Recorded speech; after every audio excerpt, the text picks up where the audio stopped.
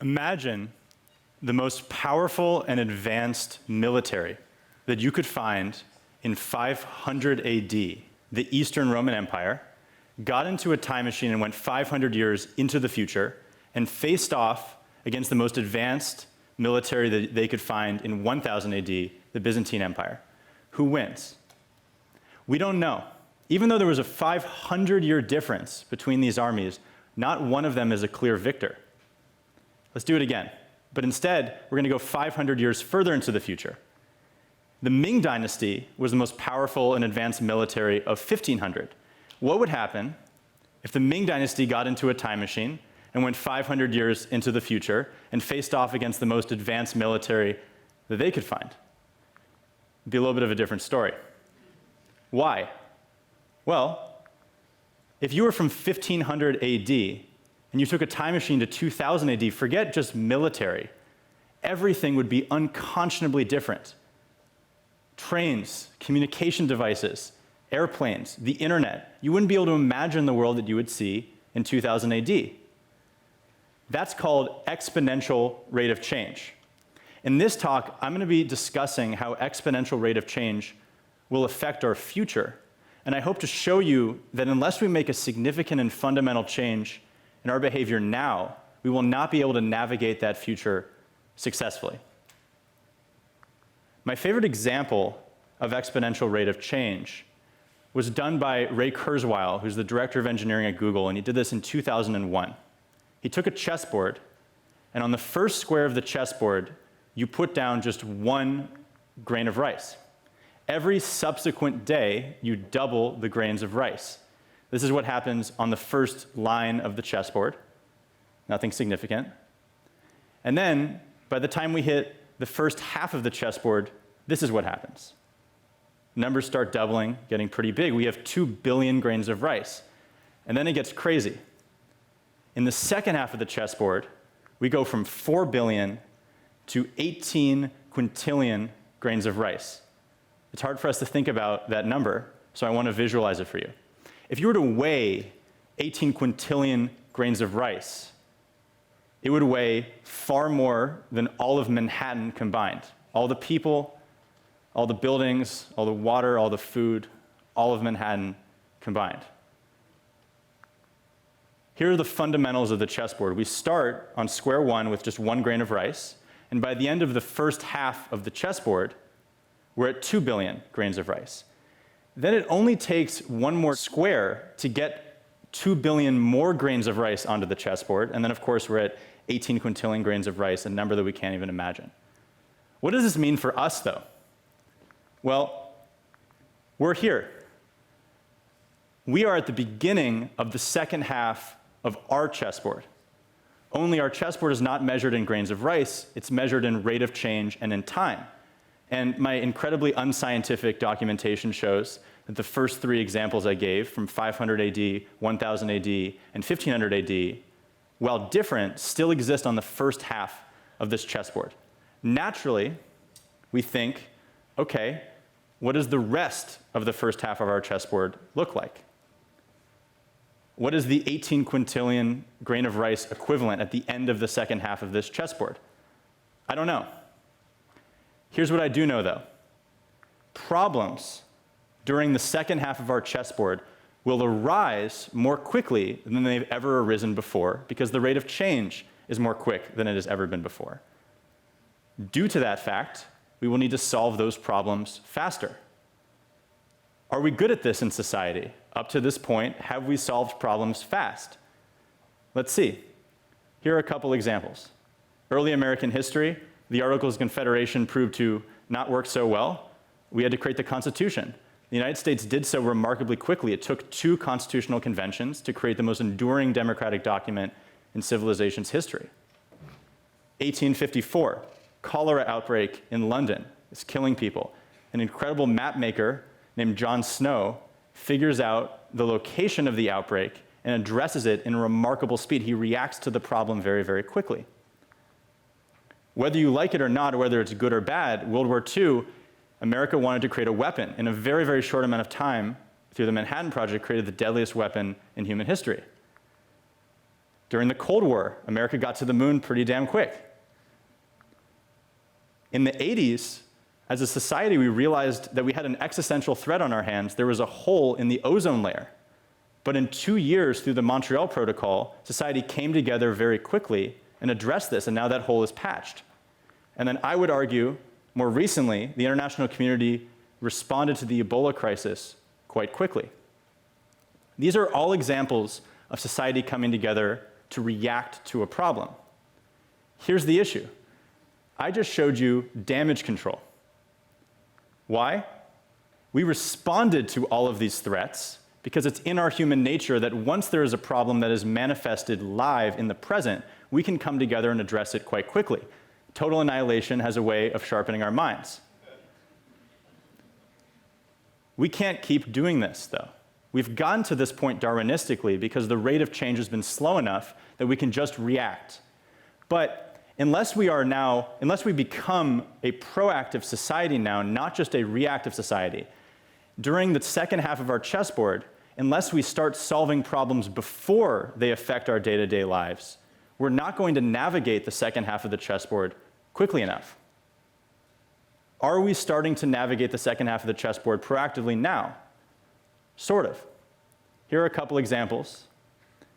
23-year-old Boyan Slat is slated to, in the next 5 years, clean up about half of the Great Pacific Garbage Patch, which is over 1 trillion pieces of trash currently in our oceans. This is not a problem that affects all of us today, but you can sure as hell bet that in the future, if this is not solved, it will affect our lives. Let's go to climate change. An incredible company called Climeworks has built a technology that can suck and sequester or separate carbon dioxide out of ambient air and then make products from it and sell it. This is an incredible effort that is proactively taking on a problem which we are not being affected by on a day-to-day basis. But you can sure as hell bet that if we don't address climate change now, we will be affected on a day-to-day basis. These are incredible examples and they should be supported, but they are individual examples. They are small groups of people taking on a problem. If all we do during the second half of the chessboard is address problems through supporting individual examples, it won't be good enough. We need to do something greater. The reason why is that group decisions will dominate the second half of the chessboard. The next square of our chessboard, the next 50 years, will unleash possibly the most consequential decisions we've ever made as a human race. Those decisions will not be made by individuals, they will be made by groups. So when we think about navigating the second half of the chessboard, we need to think about navigating group decision-making and changing group decision-making. It is the processes by way we make our decisions that we need to fundamentally think about. When we think about processes, groups of people making decisions, what do we think about? Institutions, governments, think tanks, intragovernmental organizations, the UN, NGOs. Unfortunately, today, when we think about our institutions, though, these are the types of moments that jump into our minds. Well, if so, how do you sustain a business model in which users don't pay for your service? Senator, we run ads. I see.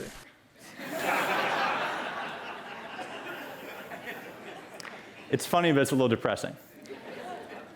Here's the issue with this. This is a bipartisan problem. But if our institutions are represented by folks who at times don't understand the technologies of today, how the hell are we going to rely on these people to support decision-making that is proactive for the future? I don't think we can. Unless we make some fundamental decisions about our institutional thinking, our group decision-making, we're screwed. I don't think we need to be screwed, though. I've been thinking about this for a short amount of time. I've been alive for a short amount of time. But I think there are 3 areas that we should focus on when it comes to group decision-making through institutions. Imagine I was pitching you the solution for all these problems, the archetypal, the perfect 21st century second half of the chessboard institution. And I got to the part of my slide, my deck, that talked about how that institution would meet and communicate. And I had 3 bullet points. And the first bullet point said, this institution is going to take a 4-month break before it goes back in session. The second bullet point said, it's going to focus on in-person speeches and orations and hearings because we have to disseminate our messaging to people. And the third bullet point said, it's going to focus on a yearly gathering. You would say, that's That's built for the first half of the chessboard, but we have the internet. We don't need in-person hearings. We can disseminate information to billions of people. We need to meet more frequently because the rate of change is quicker. Screw the once-a-year meeting. We should do working groups between small groups of people to operationalize our thinking. It's a funny example, but if we were to rebuild our institutions that we rely on today for the 21st century, we wouldn't like it. So we should change the institutions that we are currently relying on in the 21st century as well. The second thing is power. Power is different in the 21st century and in the second half of the chessboard than it has ever been. I'm focusing on one area of power, though, which is age. 3 of the 4 largest tech companies in history by size were all founded by people 25 years old or younger. 2 of the most recent Nobel Peace Prize winners were 18 and 25-year-old women.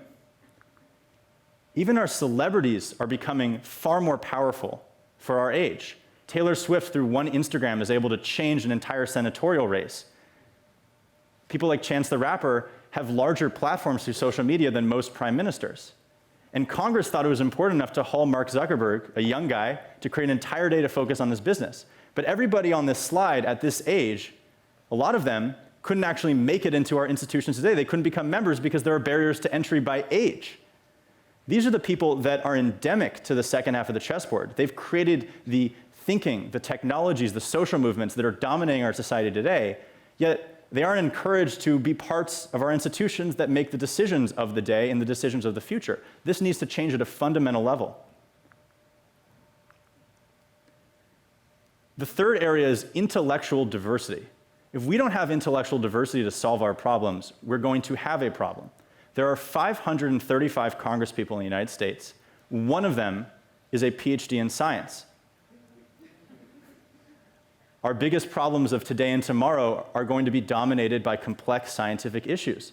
We need to represent the greatest minds in these fields, not just in science, in the arts as well, and many, many different decision-making fields in our institutions, or else we are not going to bring the brightest minds together to enact change and solve the problems of tomorrow and today. These are 3 areas we need to fundamentally think about changing now. Let's go back to the chessboard. If you were to ask somebody on square 1 of the chessboard to imagine what it would be like at the 2 billion grain of rice level, the end of the first half of the chessboard, they wouldn't be able to do it. The number's too unconscionably large for them. Think about where we are, though. We're at the beginning of the second half of our chessboard. We're at the 4 billion mark.